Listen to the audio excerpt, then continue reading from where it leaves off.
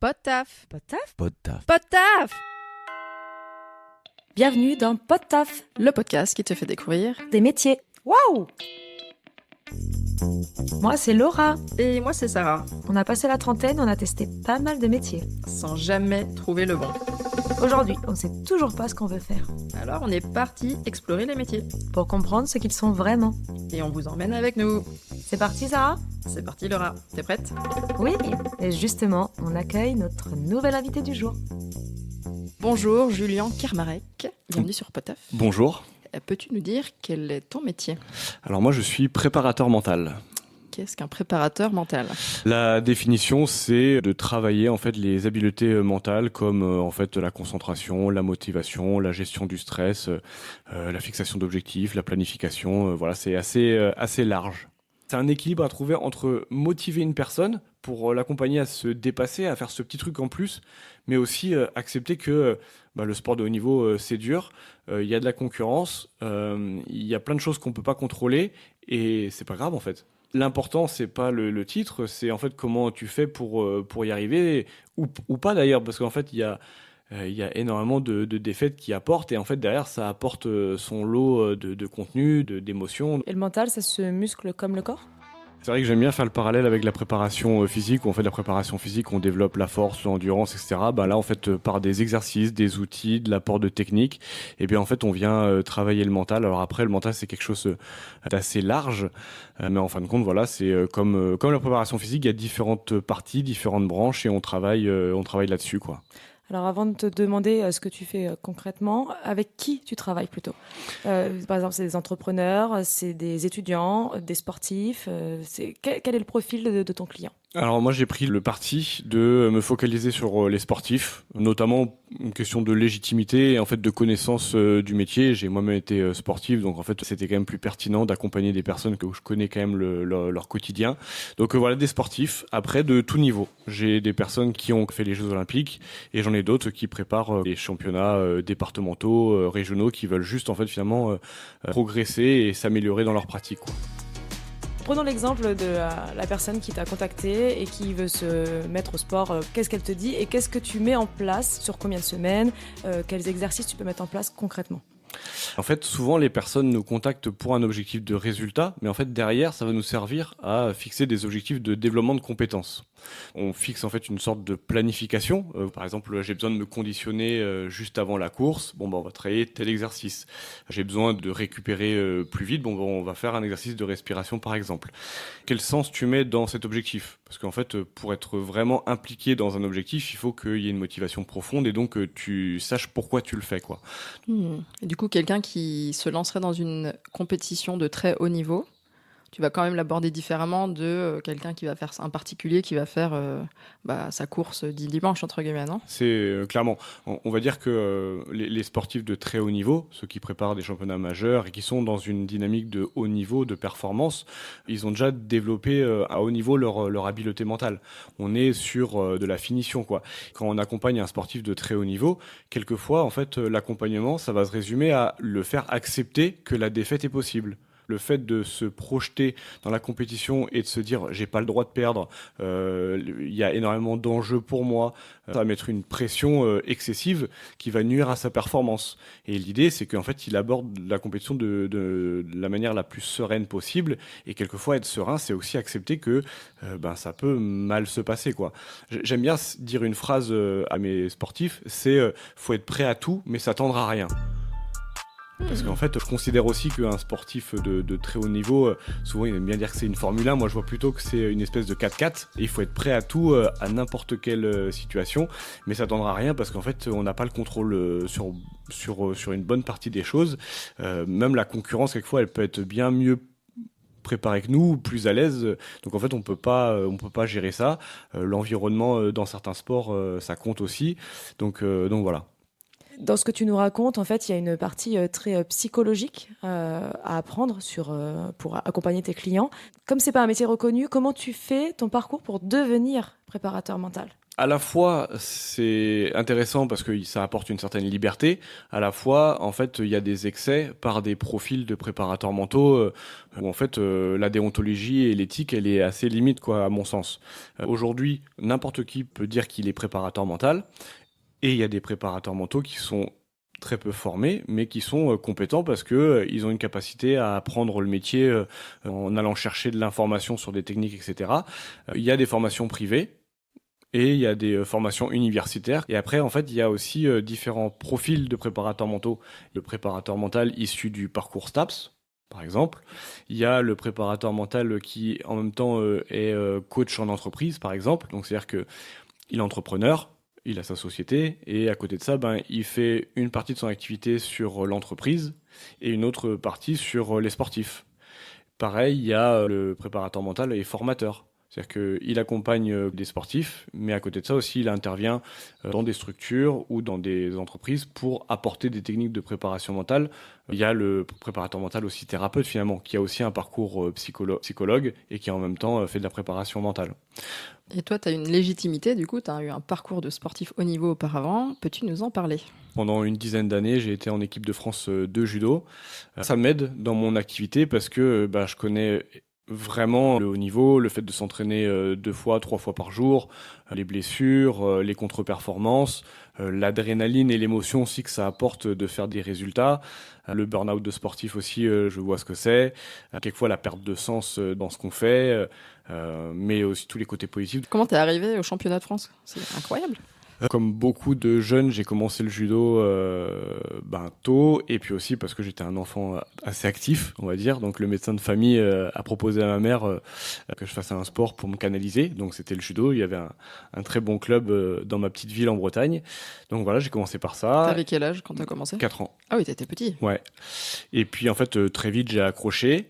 Au début, un entraînement par semaine, et puis assez rapidement, vers 10 ans, je passe à 2, 3 entraînements par semaine. Et puis à un moment donné, juste avant de rentrer en sport-études à Rennes, je m'entraîne déjà 4 à 5 fois par semaine. Et puis je suis quand même monté sur Paris pour tenter ma chance dans le haut niveau. Le fait de monter sur Paris, de voir aussi des champions ou des sportifs de haut niveau, de voir que c'est possible aussi, ça aide. Mais il y a aussi un passage de cap, ça a été justement l'accompagnement avec un préparateur mental à 21 ans qui m'a aidé à faire ma première médaille au championnat de France première division, qui est un petit peu la première étape du palier haut niveau en judo. Et comment tu vis de ça ? T'as 21 ans, tu viens à Paris, mais du coup, t'as pas de boulot à côté parce qu'il faut que tu t'entraînes tout le temps. Qui te donne de l'argent, en fait ? Après mes études de lycée, je suis monté sur Paris et je suis rentré donc dans une formation pour être éducateur sportif, professeur de judo. J'ai passé le brevet d'état d'éducateur. En fait, c'est grâce à un club de judo. C'est le club de Sainte-Geneviève Sport. Un club de haut niveau, mais ils avaient la philosophie d'accepter des profils tant qu'en fait ils avaient l'air sérieux et motivés, peu importe leur résultat, pour derrière les accompagner. Et l'accompagnement, c'était en fait payer la formation. En contrepartie, on donnait des heures dans le club et on pouvait s'entraîner à haut niveau à côté. C'est quoi ta compétition qui t'a le plus marqué ? Chaque championnat de France première division où j'ai fait une médaille, déjà c'était quand même des grosses émotions, quoi. Après, il y a aussi l'emblématique Tour de Paris. Je l'ai fait 2 fois et la première année où je le fais, je fais 7e. C'était quand même quelque chose, quoi. Et est-ce que tu as une défaite qui t'a fait du bien ? Bonne question. Je crois qu'en fait, mes plus belles défaites ont été avant que mon passage de cap, en fait. Parce que tout ça, ça m'a vraiment appris une grosse capacité de résilience, de se dire que ça peut ne pas marcher tout de suite et pendant longtemps. Mais en fait, c'est Orelsan qui disait ça, tout ce que tu fais avant, tout le travail que tu fais avant, il te sert pour après, quoi. Qu'est-ce qui fait que tu arrêtes le sport ? Très bonne question également. Perte de sens, justement, besoin de faire autre chose. Je voyais plus l'intérêt de s'entraîner autant, quoi. Et est-ce qu'il y a une limite d'âge aussi ? Il n'y a pas de limite d'âge. Tu pourrais faire ça à 60 ans et être champion de France ou pas ? Peut-être pas, parce que le judo, c'est quand même un sport traumatisant. Alors, philosophiquement, déjà, faut quand même... le judo, c'est quand même tomber, quoi. Mentalement, il faut encaisser, quoi, le fait de perdre, de tomber, etc. Et puis, s'entraîner 2 fois, 3 fois par jour, c'est pas négligeable, quoi. Donc ça joue. Et puis physiquement, ça crée quand même beaucoup de traumatismes physiques, les genoux, les épaules, les chevilles, les cervicales, le dos. Et c'est traumatisant physiquement, quoi. Donc voilà. Qu'est-ce qui fait que à la fin, quand tu te dis j'arrête le sport de haut niveau, je ne deviens pas professeur de judo? On parlait tout à l'heure en off un petit peu d'avoir essayé plein de métiers. Ben moi, c'est un peu pareil. J'ai essayé plein de métiers et puis j'ai essayé aussi plein d'études. Et d'ailleurs, ça n'a pas toujours été une grande réussite, mais voilà quoi. Raconte-nous, qu'est-ce que tu as pu tester et vite abandonner? J'ai fait un brevet d'études professionnelles électroniques, donc rien à voir. Derrière, après, lorsque je loupe mon bac, en fait, je décide de pas le repasser et en fait, je monte sur Paris pour faire mon brevet d'État. Ces études-là, c'était en fait pour me permettre de m'entraîner, parce que moi, en fait, ce que je voulais, c'était devenir champion et faire du haut niveau, quoi. Donc en fait, c'est juste histoire de faire quelque chose à côté. Je valide ce diplôme, je fais un autre diplôme, on appelle ça le DES, donc qui est plutôt orienté performance, que je valide, et je vais jusqu'en maîtrise. Je fais un M1 à l'INSEP, orienté entraînement de haut niveau. Après, la question, pourquoi finalement j'ai changé d'avis, je pense que pendant ma carrière, le fait d'avoir été accompagné en préparation mentale, de découvrir un petit peu ce que c'était l'accompagnement. J'étais déjà intéressé aussi par tout ce qui était un peu psycho, forcément par la performance sportive. C'est quelque chose qui m'a très vite intéressé. Quelle a été la réaction de ta famille quand tu leur as dit je veux faire du sport et que ça sera ma carrière? Parce qu'on peut imaginer que t'es pas encore un champion à l'époque, t'es peut-être pas le cheval sur lequel on mise. Quelle a été leur réaction? Est-ce que c'était dans le soutien? Pas vraiment? Oula, pour pas changer. En plus de mon parcours atypique scolaire, j'ai un parcours familial un peu atypique aussi. J'ai toujours été en conflit avec mon père. Déjà quand il a vu que je commençais en fait à m'investir dans le sport, il comprenait pas trop en fait. Donc ça a été des sujets. Et puis en fait, si je m'investissais dans le sport, mais que scolairement ça allait, je pense que ça aurait été. Mais bon, vu que c'était pas le cas. C'était un peu compliqué. Heureusement que tu ne l'écoutes pas à l'époque. Ouais, clairement. Je pense que j'ai passé à ma vie à pas l'écouter. Mais peut-être que ça t'a aussi motivé à suivre ça aussi. Clairement. Il y a aussi une part de ça. C'est-à-dire qu'en fait, à un moment donné, lui, il comprend pas. En fait, je vais pas l'écouter. Moi, je vais faire ce que j'ai envie de faire et me fier aussi à mon intuition. Et après, ma mère, elle... alors, pour la petite aparté, ma mère avait une sclérose en plaques. Donc, en fait, forcément, une maladie, ça joue aussi sur d'autres choses. Pas toujours facile pour une maman malade de totalement pouvoir s'impliquer. Soutien, et elle m'a fait confiance, mais après, elle pouvait pas non plus donner tout ce qu'on peut donner en tant que maman, quoi. Mais il y avait de l'amour. Il y avait de l'amour. Il y avait un point commun avec tous nos invités de Podtaf et avec toi. Notamment, si c'est l'exemple de ne pas avoir son bac, c'est qu'ils ont tous eu de la résilience. Et ils se sont plantés, ils ont essayé, ils ont continué et ils ont tous réussi. Comment tu fais, toi, pour préparer ces personnes-là sans tomber dans la pression? Déjà, il y a des fondamentaux scientifiques. En fait, il y a la théorie de l'autodétermination, avec finalement le besoin d'autonomie, le besoin de sentiment de compétence et d'affiliation. Déjà, ça, c'est des choses qui donnent de la motivation, quoi. Et il faut savoir donner du feedback pour apporter le sentiment de compétence, créer une équipe, ou en tout cas qui ait un soutien pour le besoin d'affiliation. De l'autonomie en fonction de sa maturité. C'est-à-dire qu'une personne qui arrive dans une entreprise et qui est jeune, elle va avoir besoin de plus d'accompagnement qu'une personne qui est à 2 ans de la retraite, où là, il faut quand même lui laisser de l'autonomie. Et voilà, quoi. Quel enseignement dans la préparation mentale te sert le plus en tant qu'entrepreneur? L'activité d'entrepreneur, en fait, c'est des hauts et des bas constants. On a un nouveau suivi, un nouveau client, entre guillemets. On est au top, on se dit, en fait, c'est nickel. Et puis après, on a une période de creux où, en fait, on a moins de sollicitations. On dit, voilà, je vais mettre la clé sous la porte.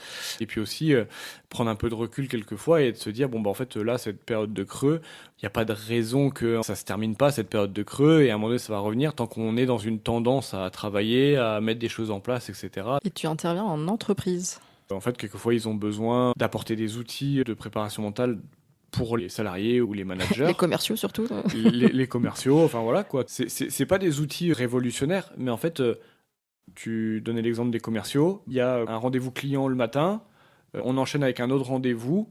En fait, qu'est-ce que tu fais entre les deux, quoi? En fait, ça peut être faire des respirations relaxantes pour couper. Si le rendez-vous s'est mal passé, en fait, faire un petit exercice où en fait, ok, qu'est-ce que j'ai fait et qui est bien que je garde? Qu'est-ce qu'il faut que j'améliore? Qu'est-ce que je dois arrêter de faire? Qu'est-ce que je commence? Ou en fait, on est dans une espèce de processus d'amélioration continue. Effectivement, ça peut se transférer dans le monde professionnel, très bien, quoi. Peux-tu nous parler de la visualisation? Alors déjà, j'emploie le terme visualisation, mais le vrai terme c'est imagerie mentale, imagerie motrice. On peut faire de la visualisation, mais en fait en utilisant différents modes sensoriels. C'est-à-dire que en fait, faire de la visualisation, souvent ça veut dire visualiser, et donc en fait voir. Sauf qu'en fait, il y a des gens, lorsqu'on leur demande de faire de l'imagerie mentale, ils vont avoir 0 image. Ils vont être plutôt sur du kinesthésique, de la sensation. On peut utiliser sur les différents sens. Il y a aussi l'interoception et la proprioception qui peut être assez fine, quoi. Tout ce qui est proprioception et interoception, c'est la notion, par exemple, je suis sur un pied et je ferme mes yeux, je porte mon attention sur mon genou qui est stable, qui se rééquilibre, etc. Donc en fait, c'est très pratique dans le sport. Le cerveau fait presque pas la différence entre une action réelle et une action qu'on est en train de vivre. En fait, c'est les mêmes chemins neuronaux, en fait. Et admettons, un athlète est blessé, on peut préparer sa reprise grâce à l'imagerie motrice. Le fait de se voir en train de pratiquer en caméra externe, en caméra interne, qui vont changer, en fait, finalement, les différents modes. Au ralenti au début pour se focaliser sur la précision du geste, etc. Puis après, rebasculer en vitesse réelle pour se rapprocher de la réalité. Aujourd'hui, l'imagerie motrice, il n'y a pas de débat, c'est hyper utile pour se préparer, pour s'entraîner, pour la gestion du stress, pour la confiance. Si je visualise que je gagne l'euro million, non, ça malheureusement, malheureusement non. Malheureusement. Là, c'est mathématique, je suis désolée, ça ne marche pas. C'est trop factuel. Par exemple, j'aimerais être la meuf qui va courir, mais vie fait que je le fais jamais. Est-ce que en me visualisant en train de courir, je suis en train de me préparer mentalement à courir ? Je pense qu'on a tous vécu ça, où en fait, il arrive le moment où on doit aller courir, et là, baisse de motivation. Ça m'arrive à chaque fois. Ouais. C'est juste sortir chez toi, au moins. Une fois que t'es dehors, c'est bon. Donc, faut sortir.